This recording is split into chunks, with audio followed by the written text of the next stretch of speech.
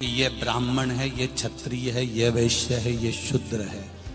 पर परमात्मा की कथा हमारे वेद, हमारे पुराण, हमारे शास्त्र कहते हैं कि ब्राह्मण, क्षत्रिय, वैश्य और शूद्र जैसे ये व्यासपीठ की चौकी, चौरंग, पाटे के चार पाए हैं, 1 2 3 4, उसी तरह ब्राह्मण, क्षत्रिय, वैश्य और शूद्र, ये चार पाए हमारे सनातन धर्म के हैं। वो तो दुनिया के लोगों ने इन लोगों को तोड़कर अपना वोट बैंक इकट्ठा कर लिया, नहीं तो देखा जाए तो ये सब एक ही है, सब एक। ब्राह्मण, क्षत्रिय, वैश्य, शूद्र सब एक। मेरे परमात्मा क्या भेद नहीं है। अगर मेरे परमात्मा क्या भेद होता तो संत रविदास जी के सामने जब मीराबाई खड़ी हुई और मीराबाई ने कहा, गुरुदेव तुम गंगा के घाट पर मैं तुम्हारे लिए झोपड़ी बना देती हूं, तो रविदास जी कहते हैं मैं गंगा के घाट क्यों जाऊं, मेरे भजन में स्वयं गंगा आती है।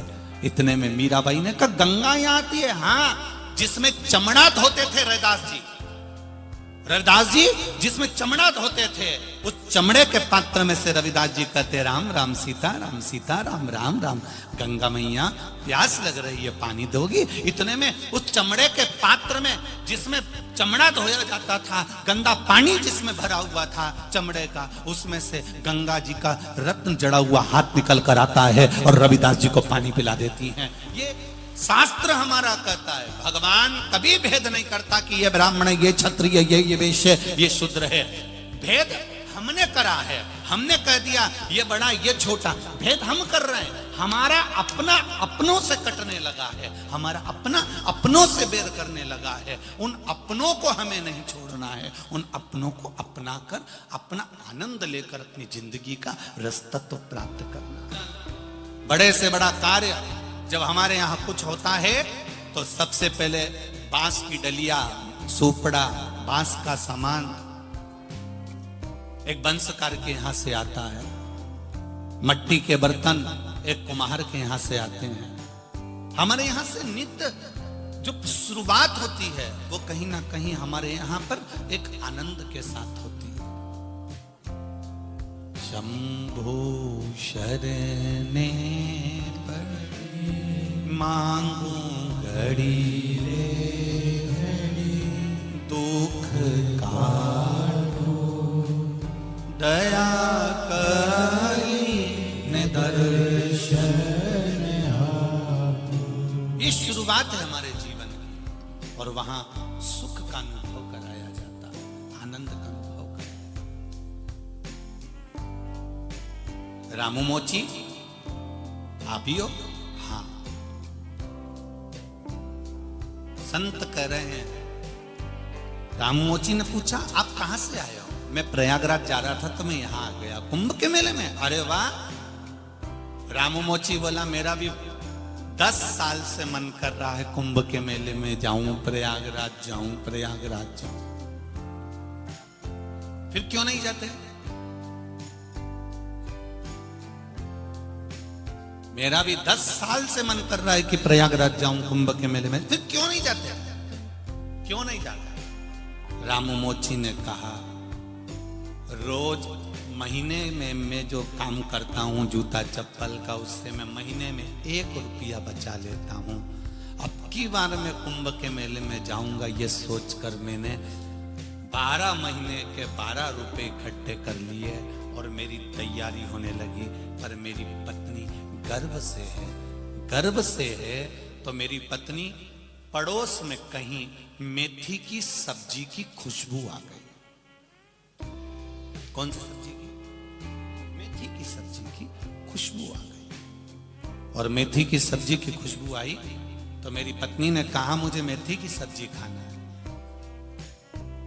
हमारे यहां बड़े बुजुर्ग कहते हैं कि गर्भवती नारी को जो प्रिय लगता है खाने के लिए वो उसको देना चाहिए, हमारे बुजुर्ग कहते हैं। मोची ने कहा, मेरे पड़ोसी के यहाँ बहुत अच्छे पड़ोसी हैं, उनके पास में सब कुछ है, खूब अच्छा उनका घर भी बना है, 2 मंजिल का उनके यहाँ पर सब कुछ है। मैं उन्हीं के यहाँ पर पहुंच गया। मैंने दरवाजा बजाया, दरवाजा बजा कर कहा, काकी जी, ओ काकी जी, काकी जी, ओ काकी जी। काकी जी ने दरवाजा खोला। क्या बात है रामू भैया?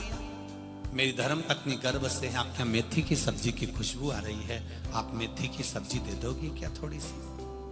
काकी ने हाथ जोड़कर कहा, रामू भैया, मैं सब्जी बन तो रही है मेरे यहाँ सब्जी बन रही है, पर मैं सब्जी आपको नहीं दूंगी। रामू मोची बोला कि आप अच्छे कुल से होगे और मैं चर्मकार हूं, चमड़े का जूता बनाने वाला, शायद आप इसलिए नहीं दे रहे हो। नहीं नहीं रामू भैया, ऐसी बात नहीं है। काकी की आंखों से जल निकल चला।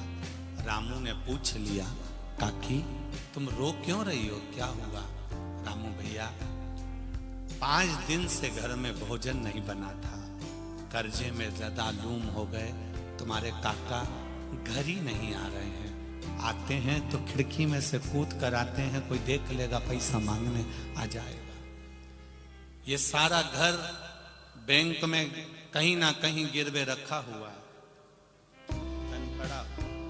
कुछ भी नहीं है, बच्चों की विद्या अध्ययन का पैसा भी नहीं। जब 5 दिन से हम लोग भूखे थे, तब एक शव 3 दिन पहले शमशान में जलाया गया था। जलने वाला जो लाश थी जिसका अंतिम संस्कार करा गया था, उसको मेथी की सब्जी का शौक था, इसलिए तीसरे के उठावने में जब खारी समेटने के लिए जाते हैं